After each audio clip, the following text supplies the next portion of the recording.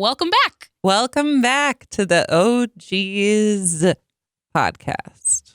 I'm Kelsey Quinlan. And I'm Meredith Hopping. We never actually introduced ourselves by name last episode. So if you watched the last episode, thanks.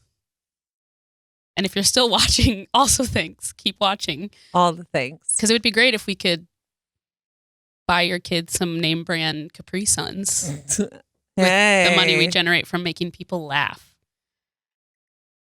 Okay. Yeah. So, and big thanks to our producer, Randy. Cash. Yeah. That's him in the background. Producer extraordinary. Also another extraordinary. Extraordinary. It's like a Dick Van Dyke musical. Yes. Extraordinary. It's called Mary Poppins. Oh, they do. Yeah, it is. That is he sings that exact Fun fact, Dick Van Dyke was born and raised in Danville, Illinois, and I was born in Danville, Illinois.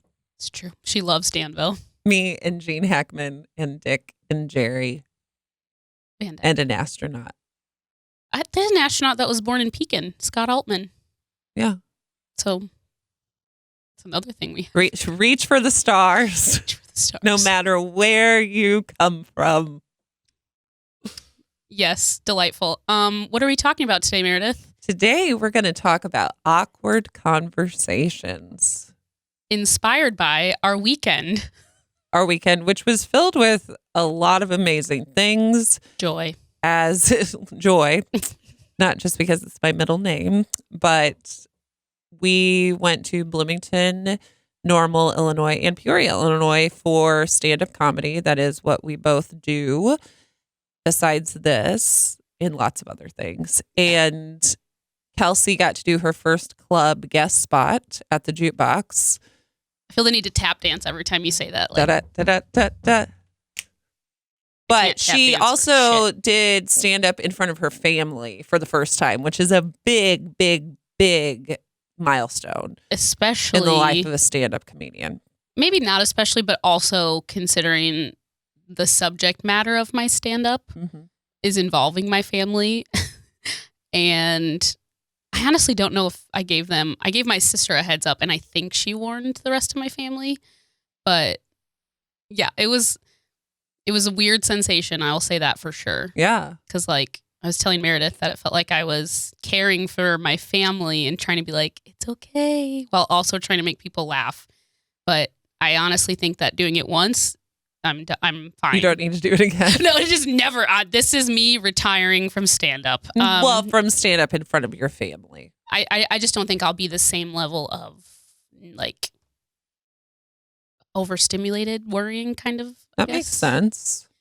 Overstimulated, but for emotions is kind of how it felt. Yeah. And then a member of the audience walked in, and he legitimately looked like my stepdad, who lives in Tennessee with my mom. And we were in Peoria, Illinois, and I was like, But brilliantly, she called it out. And she said, oh, my goodness, I thought you were my stepdad. And I thought, that's not my mom that he's with. So that was pretty great. I did say that. I'm getting more comfortable on stage because I have only been doing stand-up since June. Mm-hmm. And so it's interesting. It is. It's interesting because everyone assumes that if you can talk like this back and forth and be funny, that you can automatically get up on stage. But that's not the case. It's not the case, despite what all the white men think. It's not the case at all. You're gonna get nervous. It was wonderful. And so she had some awkward conversations, obviously, with family because of that. And also the thing that happens where people show up at your comedy show who you sort of know but don't really know and don't know if you remember their names and all this stuff. That's a whole nother thing that you go through. But then we had some more awkward conversations because we stayed at my parents' all weekend. And we recently found out that my mother only has 2 more years to live. That in and of itself isn't funny. It's not. We trauma cackle. Funny. We trauma cackle in this house. We do trauma cackle in this house. But she is, I've stated that it's the most exhausting privilege that anyone can have to know that you only have so much time left with someone and prepare for that and be completely ready for that. It's a very weird sensation that I'm super thankful for, but that doesn't make it any less exhausting. It's a really good way to describe it, honestly, because people say, like, is it better to know or to be caught off guard? And I always think, because I didn't know when my dad died. Right. And that sucked. But also, like, if I would have known, I feel like, does it change the impact? It doesn't, because it doesn't change your grief level. Right. So I really think that that's a good way to describe it. Like, I think there's definitely some getting serious on OGs. There's some added piece, I think, that comes with like one of the great conversations was we were there and my mom was like, you know what this pile of pictures is for? And I was like, what is it? Oh, I know. Because it's like a stack of pictures from her entire life with her children, with her grandchildren, and her fur grandchild. And I was like, what is it? Oh, I know what it's for. I'm like, is this your funeral slideshow? She said, yep, it She's is. like, yep, it is. And we're just like. And I had to go through and take out doubles. Like, it's just it's the weirdest thing. It's very weird. It was fun, though, because I also got to open for the Daily Show Writers Tour. And she fucking killed it. I think that's the first time I said fuck on the podcast, but it was worth it. And Meredith and I are close, in case you didn't know. So myself and her partner are sitting in the audience and we're watching and we're both just like, like getting so emotional because she's up there in front of all this theater of people and killing it, and they're laughing. Oh, she did so good. I wish we should have recorded it. It was amazing. And as a stand-up, it was my first theater show, and I never realized how different that was going to feel. And it does. And especially for a theater kid who had performed on that stage 20 years ago in the all-white whiz. Very important. As the Wicked Witch character, Eveline is her name. I shouldn't have been doing that. That's what I opened with. Was I did this 20 years ago, and it was problematic and definitely not politically correct. But if I confess, then can you cancel me? So that's kind of my go-to for the stuff that I know. There aren't even pictures. Like one of the tech guys at the theater, he was 3 years younger than me, and so was a part of that production. And he was like, yeah, I think there's only one picture somewhere because no one wants proof of that. To be so, like, unbeknownst to anyone, it could have just not existed, but Meredith owned up to it. I ruined it for everyone except the two black girls that were in it in the chorus. Oh, and they didn't even have a main role. Not good. Anyways, it was amazing to be. Happy first day of Black History Month. Oh, goodness. Well, but that's not when we're releasing this. That's true. But today is the first day of Black History Month. Go Black History.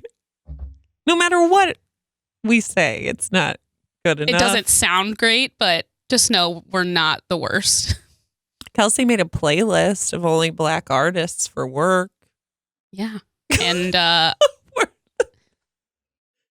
know that doesn't seem like much in the form of reparations. Don't get in arguments with people about why reparations in some form are important. Like some sort of reparations to the communities that are fucking devastated by everything that was done to them. People are like, yeah, I think most people who listen to our podcast probably already know our stance on things. Yes. I hope. If not, they're going to find out. But yeah, reparations is a very awkward conversation, but it's an important if one you're a to be jackass. had. Well, yes, as lots of people are. It's true. Jackasses. But I like to think that they're just uninformed jackasses. That's true. And sometimes they just don't want to be. And because it is not there's no way I'm going to say this right without it sounding problematic. It is not the responsibility of people of color to educate white people. So other white people have the awkward conversations. Yeah. We got you. It's important. Yeah. Yeah. Anyways, I'm gonna let the thought go that I had, and we're gonna continue going because otherwise it's just gonna spiral out from there. The theater was gorgeous. It was the Bloomington Center for the Performing Arts. It was just stunning. I really love, go figure, being on a stage with lights and 300 people just looking at me, just by myself. Just if you can believe it or not. I know it's very surprising. I loved it, and it very much felt like. I just felt so at home. Which is great. And it showed. And that was really unawkward, all of that, except for after the performance, they did like...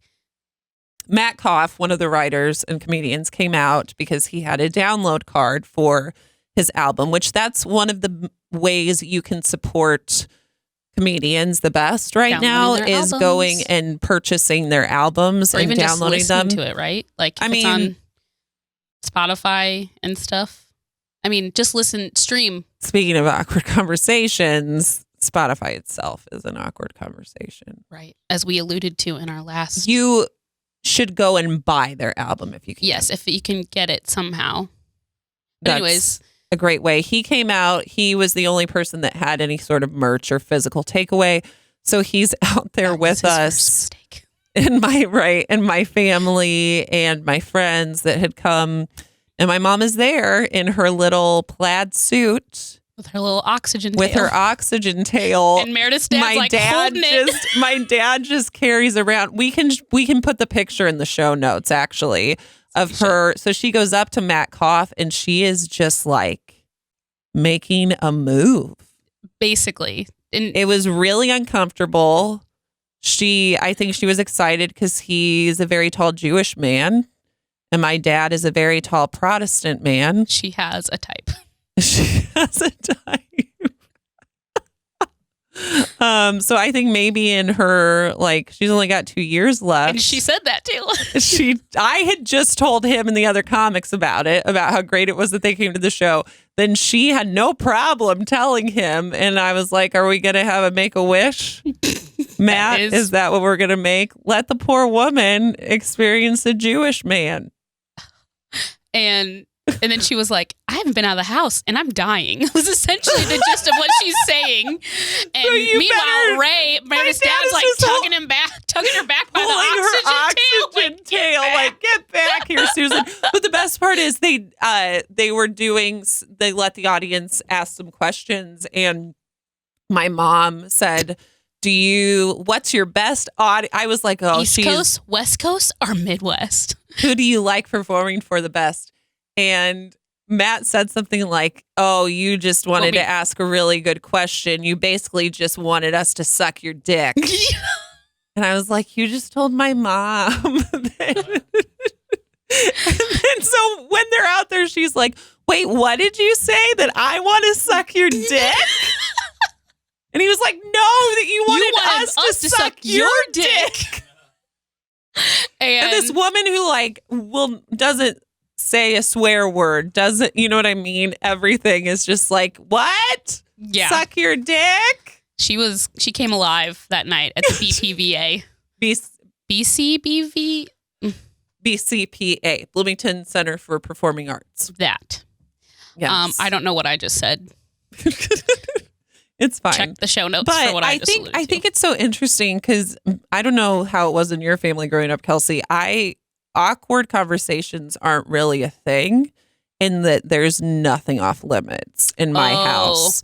Like, we're going to talk about anything and everything. My family just doesn't talk. Just doesn't talk about it. See, I think somewhere in the middle is probably the sweet spot. Probably having honest, open communication and not traumatizing your children. Right. But a lot of that has to do, my dad's definitely an introvert.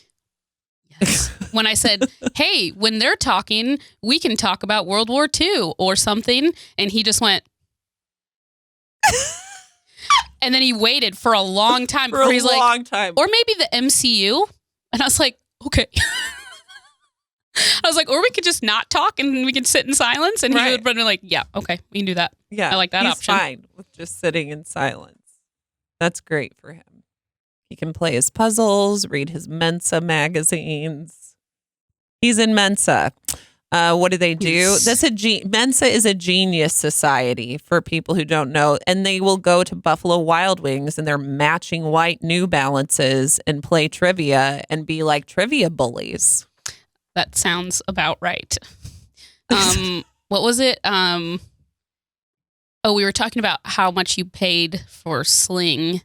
And Dylan was like, it's like $500 a month. And we were all like, bah, bah, bah. And your dad's like, actually, it's $480 a month. No, not a month, a year. Oh, a year. Sorry. A year. God, that would be insane. Yeah, but my dad had done $480 a month money. My dad had done the math, like literally split. And while we were like, give it a rest. And he's like, actually, it's $480. So new level to awkward conversations, having a genius dad who just like, oh, and then when your mom asked, because Kat, one of the comedians, had one of her bits. It was so good. She had a bit about a queef. A child named Queef, because they're from Brooklyn. A child being named. What does that mean? That was the joke, because they're from Brooklyn. And hipsters live in Brooklyn. I don't know. That's true. Yes, it was the hipsters naming their children. And it was a solid 12 hours later that your mom was like, what's a queef? No, not my mom. Because my mom's a nurse. It was my dad. My dad didn't know what a queef was.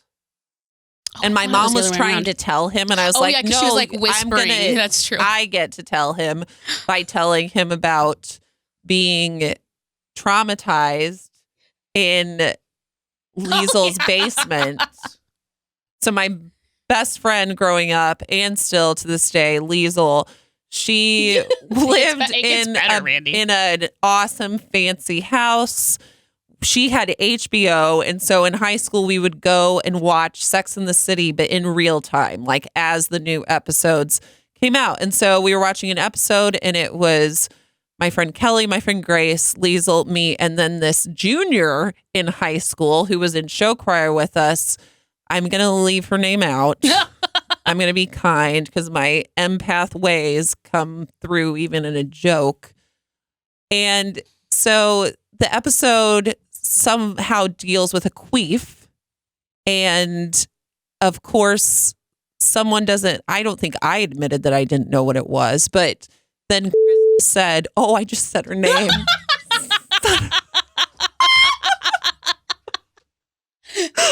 Whoopsies.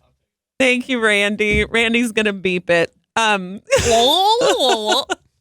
So she says, you can make yourself queef if you just lay on your back and stick your legs straight up in the air. So then us 4 girls are laying in Liesel's basement with our legs straight in the air trying to queef. Blank says, I queefed, and my freshman, all 6 foot, skinny, lanky, everything, like my body just starts to panic, and I'm like, I know I'm never going to be able to produce a queef in the time allotted. And I was like, me too. So then that girl, that junior in high school who was hanging out with 3 freshmen, probably for a reason, she says, ew, gross. I didn't really queef. What are you doing? It's so rude. And then there's no way for me to say, no, I was lying about queefing. I'm not also lying about this. You were trapped. What as Ray would say, my father, what a tangled web we weave when we practice to deceive. He's not wrong. He's not wrong. Stitch that on a pillow. So that's how my dad learned what queefing was, by me telling him that story. And now he knows. It's very informational in the Owens house all the time.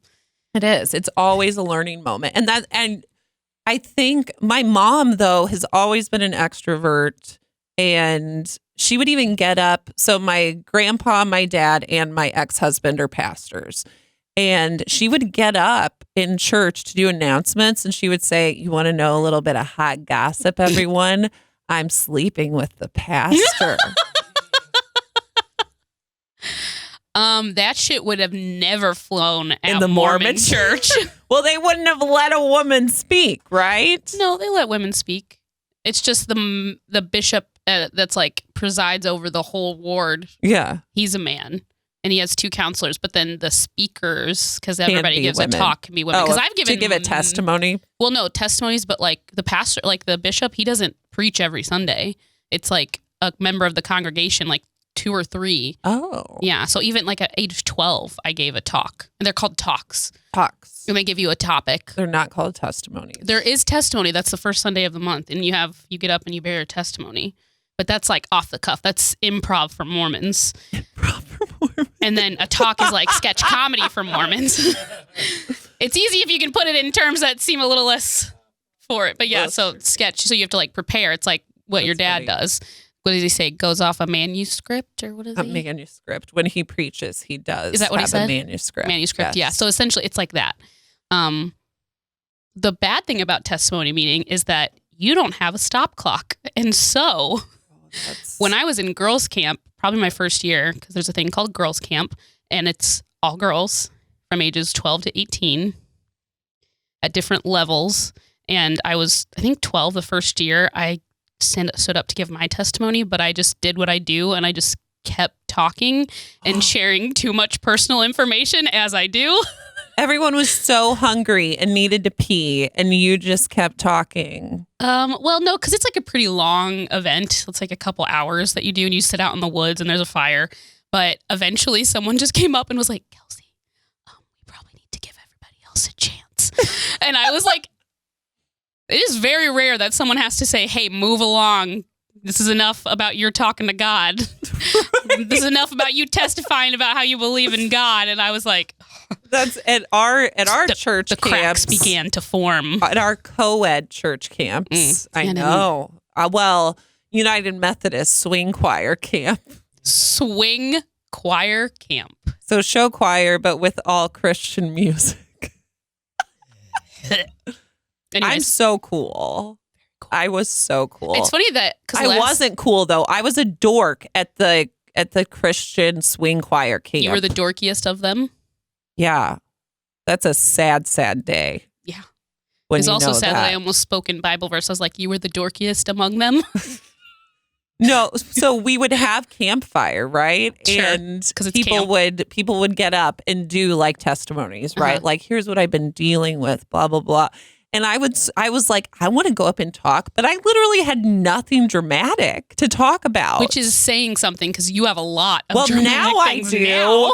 But I had accepted Jesus in like kindergarten, and my life had been easy peasy. And so I think I finally was like, because the reason I wanted to go up was not to bring glory to God and not to be thankful. It was because after you spoke, everyone hugged you, which meant the cute boys were going to hug me after I said something. So I think I went up there and I was like, I think my brother did drugs once this year. And that was it. So not only are you a narc,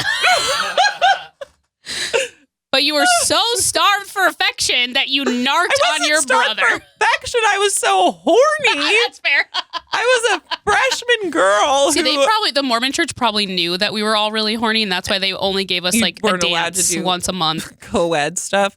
But seriously, I think I was like, my brother did drugs once this year, and I'm trying to trust God through this hard time. So hard. But I did. The cute boys. There was a gang called the Cranberries. After the band, like the musical after group, the band, and if you were cool, you got to be a cranberry. May I inquire to their sexual orientation now? No, they're straight. I mean, it was a co-ed gang. It was the coolest gang. It was the coolest kids at the United Methodist You wouldn't Swing think Choir a Camp. Straight group of people would pick the Cranberries to emulate. That's just. I always wanted to be a cranberry, but I will say when I gave that testimony, I got hugged by all the Cranberry boys. Wow. I wonder where they are now. I wonder. Wonder if they still have Cranberries reunions and they still call themselves that because that's all they have to hold on to is that they were Cranberries at church camp. I think that's amazing. Like, that's the most at a church camp where everything is Christian music. Like, that is kind of the sassiest thing to do is call your little gang a secular band. Might as well have named themselves Queen. Like, right? Mm. Yeah, it was insane. I have no idea how we got onto that topic. Church camp, it's just always lingering. Oh, because of testimony. Yeah, testimony. Testimonies. No, so what is the most awkward conversation you've ever had?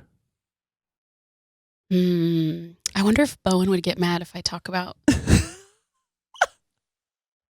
You want me to go first? Because I have some. Yeah, you go first. And if yours is more awkward, then I'll tell mine. I always have something. I do, but say. I have this thing. I have a hard time recalling memories unless people bring up something that's related to it. It's just inaccessible. Okay.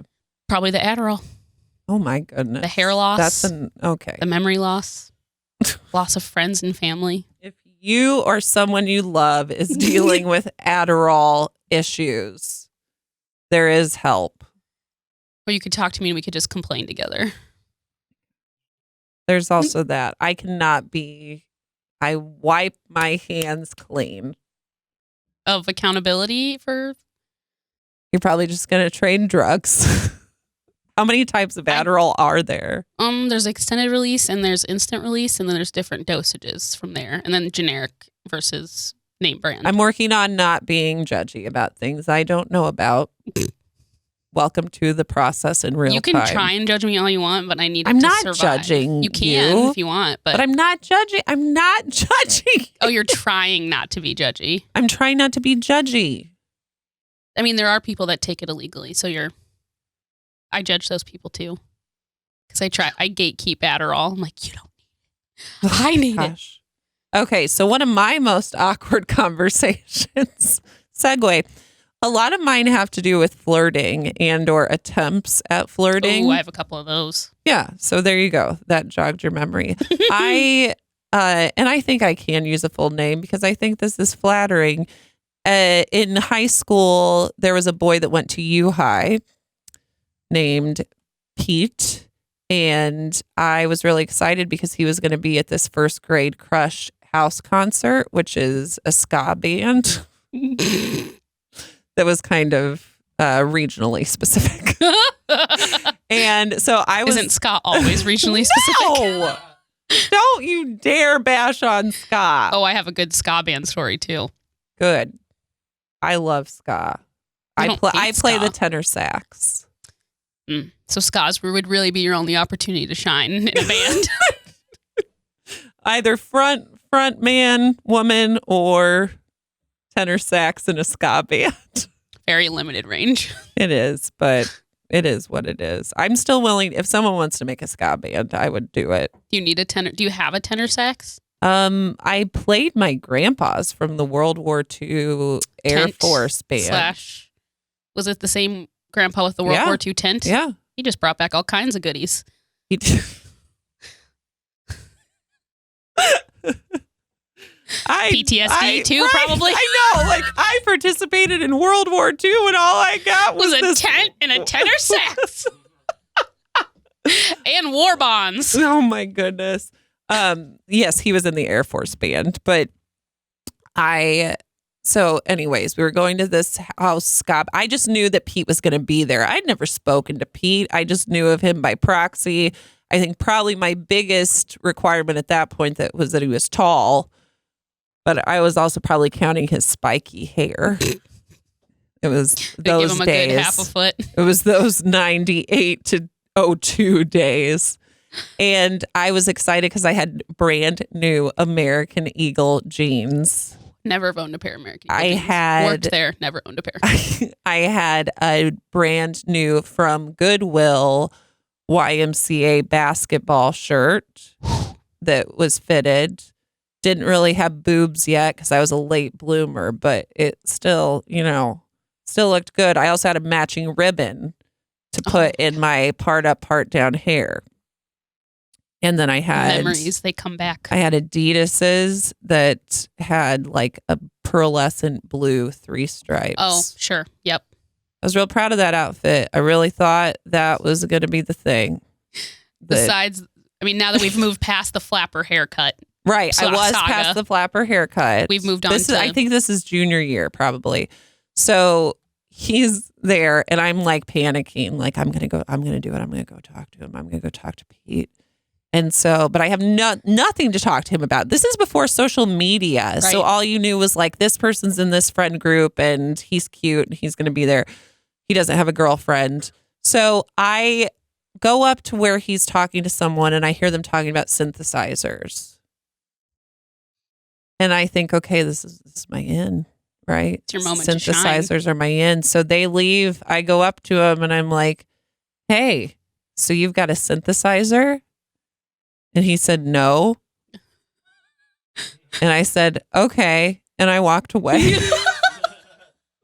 So who knows what could have been. I could insert another Geddy Lee reference or a Styx reference. They use synthesizers. Bowen, my husband. I love synthesizers. I mean, I do. Any music with a synthesizer. It's his jam. But yeah, so Pete and I it never happened. The flame never lit. After synthesizers. When I was at a Mormon dance, there was this tall boy. He was probably your short girls stealing tall boys. Mm-hmm.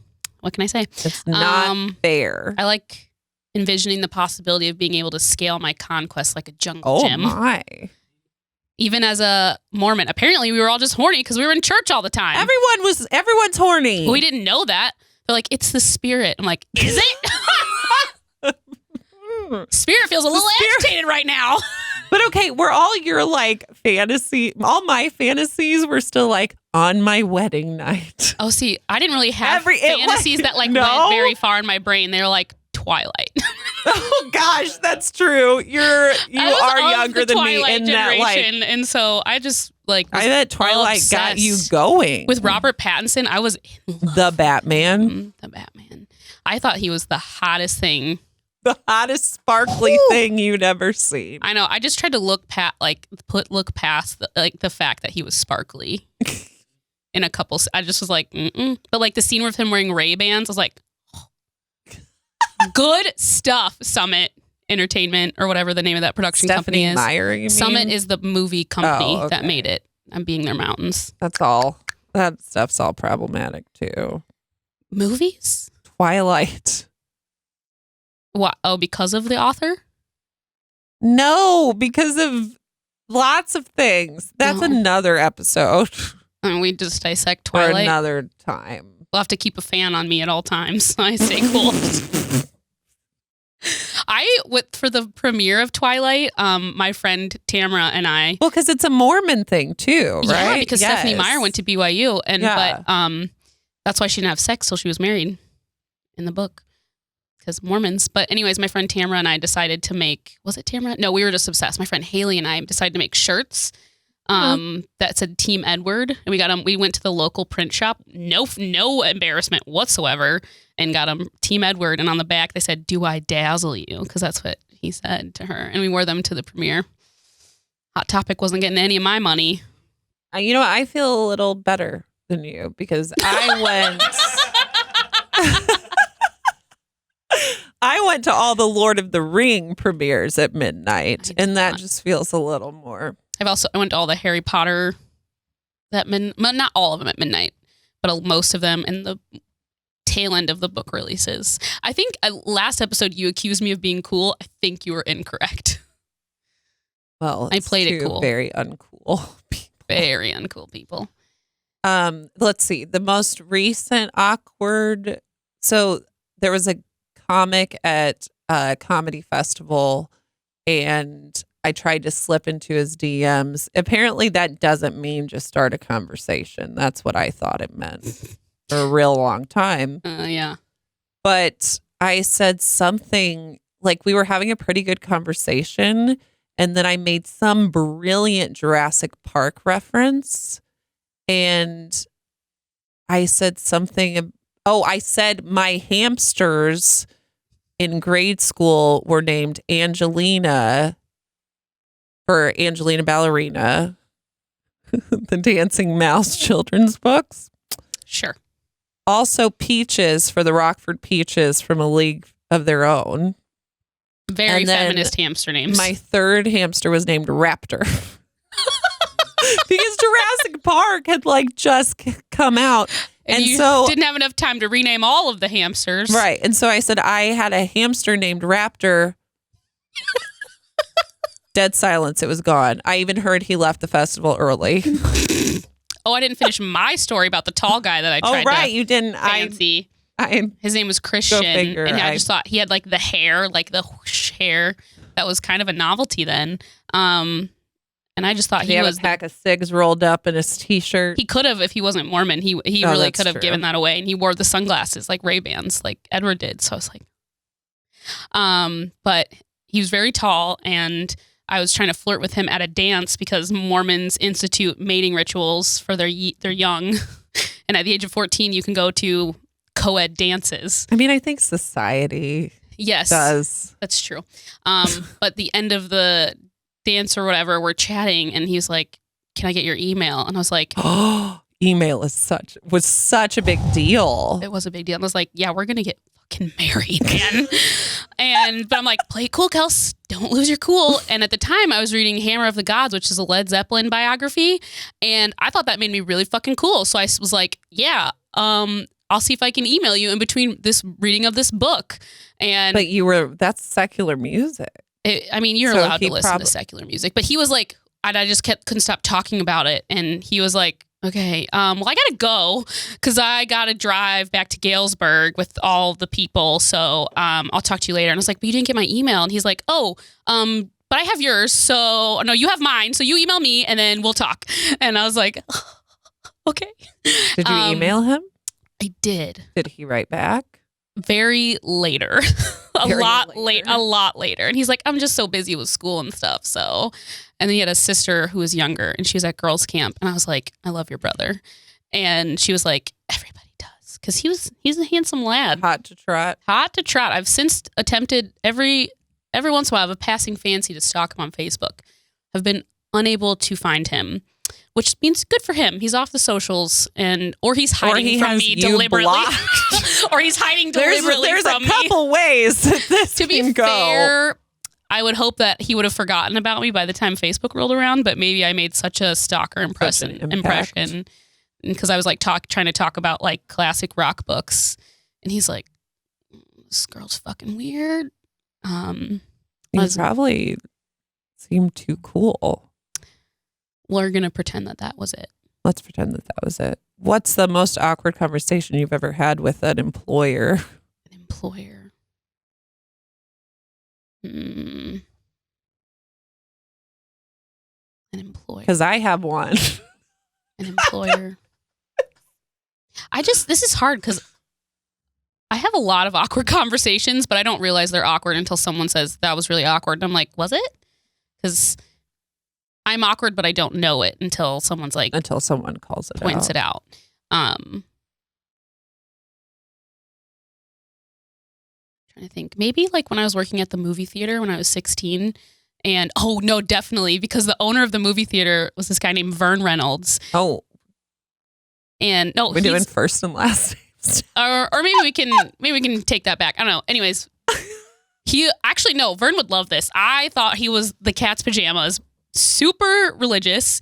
His wife, Kathy, was like a singer, and she had a tour bus, and she would like a Christian singer, and she had albums, and they would go to Branson. What's her name? Kathy Reynolds. That name sounds so familiar. Probably because it sounds like Debbie Reynolds, but we'll look her up. She was so funny. She wore like outfits. Oh, her outfits were just the bee's knees. So youthful. And the pair of them, he was like, "Arr," and she was like, ah. And if he was like mean, she'd be like, knock it off. And she would just be like, Vern. And they were great. But one day it was just the two, Vern and I working at the theater. And so he just would like start a conversation mid-thought, which I relate to heavily, but he was like talking to me about the heifers in the Bible and stuff. And I was like, it was the weirdest conversation. And I was like, yeah. And I'd never felt awkwardness before in my life until he was talking to me about why I think he was talking about why Barack Obama can't be the president because it's a sign of I don't remember what it was. It was real weird. And I was like, I'm glad you weren't working there during the Trump stuff. Boy, that would have been a nightmare. Because he would have been, I think he sold all of his theaters because he had like 4 or 5 of them. But, oh man, that was awkward. And I was like, so I'm going to go sweep the theaters. He's like, oh no, let's leave it. It's fine. But then he's like, no, go do it. You need to do your job. Yes. But you like wanted to keep talking to me, like almost like he's going to convert me. And I was like, I don't think you got the right approach here, buddy. Right. But I was just like, and it was like a Tuesday or a Wednesday. So there was not a lot of people coming in. And I was just like, get me out of here. Like I don't know that I ever felt awkward before that moment, but still love him. Still think he's a hoot and a holler. I have a friend who does a mean Vern Reynolds impersonation. That's really good. You just got to growl a lot. And just growl. Yeah. Obama. He was like, Obama's the Antichrist. Basically, yes. That's Vern saying that. That's Meredith as I Vern. love Obama. She wants to show that she has diverse character work available. Voiceover acting. Yes. You could voice Vern Reynolds in the cartoon adaptation of my life. Would be my honor. Would be my honor. I got to have a really wonderful, awkward conversation when my friend Grace and I applied to a bunch of different jobs for the summer, like you do. And she had a car. And so we were like, let's get a job at the same place. And then you can drive us there. And we indeed applied at Taco Bell. And she went in for her first day of work. I was supposed to train the next day. And she came home from work and she said, Meredith, we can't do this. And I was like, okay, well then we need to quit. And she was like, okay, let's call and quit. And so she calls the poor manager who's like just taking a chance, right? On these teenage gals. Just taking a chance on some kids who were in the art of taco making. Grace was known to panic from time to time, but I was like, yes, and just quit for me too on the phone. And so Grace is on the phone with this woman, and the woman's like, well, why are you quitting? And Grace is just sitting there looking at me, and I'm like, because of summer theater. Because I had just gotten cast in Godspell. Okay, that's important. Godspell. That's important. That's important. And Grace goes, oh, because we got cast in summer theater. And the woman said, oh, what production? And Grace says, Christ Superstar Jesus. So it's not only is it not the right play, it's like 3 different ones, but it's not the right way that you say that Broadway, like that musical. So then Grace says, and also Meredith quits too. And the manager says, no, Meredith's going to have to call me herself and quit. And so I had to call her back and say, yes, I too got cast in Christ Superstar Jesus. Christ Superstar Jesus. That's delightful. Also, I wish we could go back in time and tell you, like, no, you don't need to call her. It's fine. She'll get the message. That was a power move on that manager's part. She's like, no. And that manager knew I was sitting right there. Next to her. Like, I mean, good for her being like, no, Meredith needs to call me herself. She had to be so exhausted. But if I were there, I'd have been like, nope. What are you going to do? Report me to the IRS for not showing up? For being a 15-year-old. Right. For being a 15-year-old. Didn't come to sling not real meat. Right. I mean, I love Taco Bell. I love eating Taco Bell. She does. But Baja Blast I'm glad. In particular. No. Code Red. Oh, Code Red. I don't like Baja Blast. Oh. I like Mountain Dew Code Red. Owen loves Baja Blast. I'm a chalupa, the 2 chalupa, 1 hard taco. I just tried a chalupa for the first time last year. I love them. The next day I was like, Bowen, can you make homemade chalupas? It's not the same because it's not processed. It's not the same. It's not the same at all. And he tried. To his credit, he did try. Yeah. And they were pretty solid. And I mean, I do mean solid, as in not as soft as they should have been, but they were pretty good still. And love a chalupa. Dylan, my partner / what? Okay, can we just take care of this right now? Yeah, let's. Because I feel like I've been. Are you not supposed to say boyfriend or girlfriend anymore? I think it's gross when you're over a certain age and you say boyfriend, girlfriend. I find it weird. Not gross. I just find it weird, but also I don't care. Okay, so yes. Actually, I just find it weird when my mom calls her boyfriend. For some reason, I'm just like, it's weird because she's my mom. And I'm like. Should I just say significant other? Like I thought partner, but like you say whatever you want. But I feel like partner is reserved for LGBTQ. No. Say, I don't think or that. Like life partners that are like they're not going to get married. Seems but like I think it's up to you. I think that there's no politically incorrect way. I mean, within reason. For you to refer to Dylan as your special lately, someone. People have been like her part, like you did it earlier, her partner. Also, I don't feel the need to gender your relation. Like, it's just one of those things. Like, I don't know. It's easier to say partner. Just in case I don't know, I guess. I don't know. It's weird, but. I'm old. I don't know the words. Okay, I really, boyfriend, girlfriend, it doesn't really bother me. It only bothers me when my mom called someone her boyfriend, and I was like, no, I don't think you're the only one that it bothers. Anyways, let us know in the comments. Let us know if you think it's weird or not. What you think. I have a husband, so it doesn't really matter. I'm just kidding. That is the most nauseating flex. I don't call him hubby, though, because that makes me want to barf. I feel like if Dylan and I were married...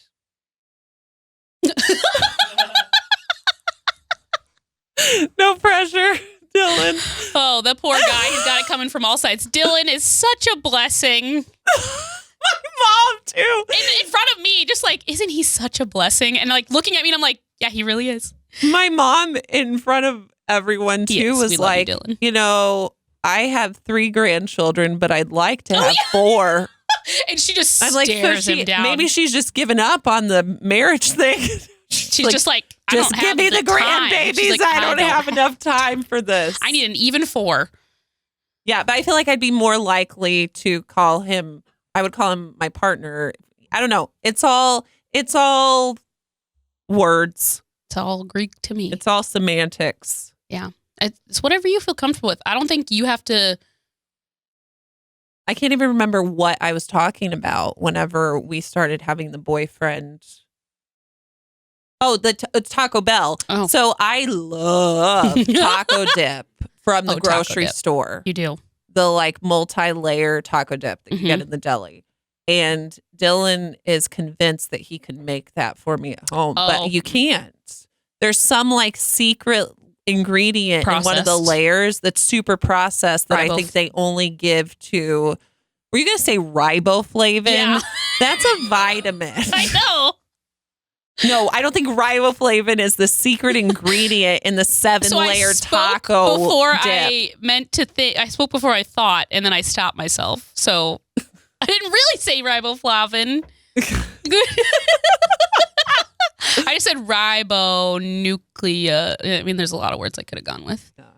I do think it's going to be so awkward conversations too. How did your? I believe in you though, Dylan. If you. I do too. You can try to make me the taco dip. I thought we were talking about marriage. Also, do you want to know how? Also, you know I like rubies and not diamonds. Do you want to know that fun fact? I was telling people at work, Bowen did not propose to me officially. Really? No, we just, after we found out I was pregnant, we're like, because we knew we wanted to get married. We just were waiting because he also wasn't quite divorced yet. From Mormon to homewrecker. The Kelsey Quinlan story. The Kelsey Quinlan story. More drama than Tanya Harding. Like, oh boy. That's a great movie. Tanya. I need to watch it, but it's really good. But so I found out I was pregnant, and we knew we wanted to get married before we found out I was pregnant. We were just kind of biding our time. Mm-hmm. And then I was like, so do we want to get married before we have the baby or do we want to wait till after? Because, I mean, after we probably have to wait a little bit longer, like whatever we want to do. And we agreed initially, we're like, okay, after is fine. We agreed over burgers on a Sunday watching football because we used to have a life that included watching sports. It was great. And so we decided that. And then like a week later, he's like, you know what? I don't think we should. He's like, I think we should get married before that. And that was it. That was it? That was it. Oh, Bowen. But to be fair, to his credit, he also knows that if he would have like done anything in public, I would have probably like a fainting goat that gets scared. I probably would have fainted like a goat. Oh, they're the best. We'll link that YouTube video too for people. And probably a couple extra animal videos just for good measure. Just for fun. But yeah, so, and I mean, he came home and brought home a ring and he was like, I was sleeping and he was like, here. Oh. And he just like kind of held out his hand. Sweet Bowen. Very sweet. Very us. No pomp and circumstance. Right. That's lovely. One day he's going to embarrass me in front of like a really big crowd of people because I still give him shit about it. Yeah. So. And you'll deserve it. And I will deserve it. And I know I have it coming, but I can't stop. And Bowen, I'll help you. Just. Dylan, I'll help you. Make it as simple as possible. I do want it as simple as possible. That's true. Given. Let's have an unawkward ending. You're asking a lot of me right now to be not We're awkward. We're going to unawkwardly end. Yes. So any progress on any of your resolutions before we leave? I'm listening this week to Queen Herbie. That's my new Queen Herbie. Yep. I started reading another book, but I listened to it, but I was really tired last night. So I don't remember much about it. So I'm going to have to start it over. I did finish Rupi Kaur's one of her poetry books. So good. We'll link that in the show notes because I love her. Absolutely. She's coming to St. Louis to do a live poetry. That's going to be sold out very quickly. Yeah, and I thought you were going to say soul crushing, and I was like, that too. That too. Yeah. The amount of mullets and piercings and tattoos. A lot like, thing. You know, the Phoebe Bridgers crowd, just move it to the Fox. I think that's where it is.